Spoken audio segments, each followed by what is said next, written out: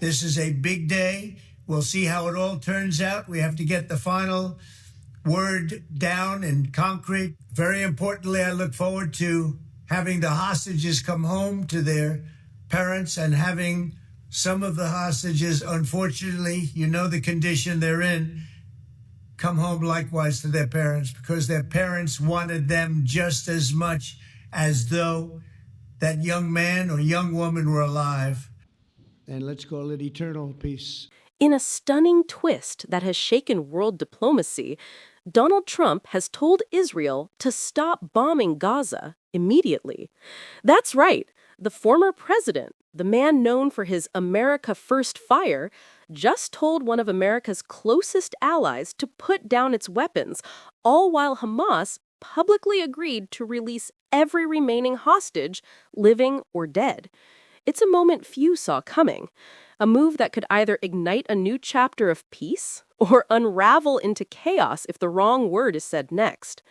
According to Israeli media, Prime Minister Netanyahu's office is now preparing for what could be the first mass hostage release since the war began. Trump's proposal, dubbed by insiders as the Eternal Peace Plan, calls for a full exchange, hostages freed, Gaza rebuilt, and control handed over to a neutral Palestinian body of independents and technocrats. Trump said it himself. Let's call it eternal peace in the Middle East. Even Hamas, through a BBC interview, admitted the president's comments were encouraging, and the group was ready to negotiate immediately. But make no mistake, this didn't start calm. Just hours before, Trump warned Hamas all hell will break loose if you don't agree by Sunday night. And somehow, that threat turned into a handshake. Behind closed doors, sources say 5 nations helped pull this fragile peace thread together: Qatar, Turkey, Saudi Arabia, Egypt, and Jordan. For once, everyone in the region seemed unified, not for war, but for an ending. Everybody was unified in wanting this war to end and seeing peace in the Middle East, and we're very close to achieving that. Thank you all, and everybody will be treated fairly. British Prime Minister Keir Starmer even praised Trump's efforts, saying they'd brought the world closer to peace than ever before. But let's be real, the battlefield is still full of landmines.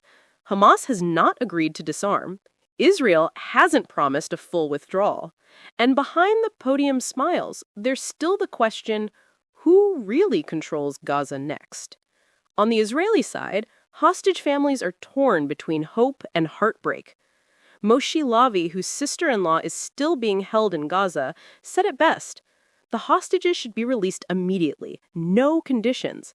But we are realistic. We know there is a deal. He blamed Netanyahu's far-right coalition for blocking progress before, but now believes the prime minister finally feels the pressure, not from rockets, but from his own people. Polls show over 70% of Israelis support a deal to bring the hostages home. If Netanyahu stalls again, it could collapse his government entirely. And that's exactly why Trump's timing might be the most strategic of his political career. But not everyone's buying the optimism.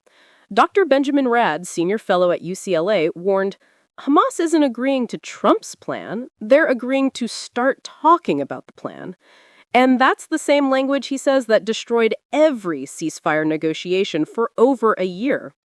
Still, there's a difference this time. Trump's credibility is now on the line. Arab nations are watching, and the world's eyes are on Israel and Gaza like never before. If this fails, it's not just another broken deal. It's a political earthquake that could shatter alliances across the Middle East and Washington. To bring the hostages home, declare victory, and claim peace before his coalition burns from within. But if he rejects Trump's call to stop the bombings, the backlash won't just come from his streets, it'll come from Congress, where even longtime Israel supporters are now saying, enough is enough. Inside Hamas, reports say factions are split, the fighters refusing to disarm, and the political wing pushing for peace before it's too late. For once, even the militants are divided between guns and survival.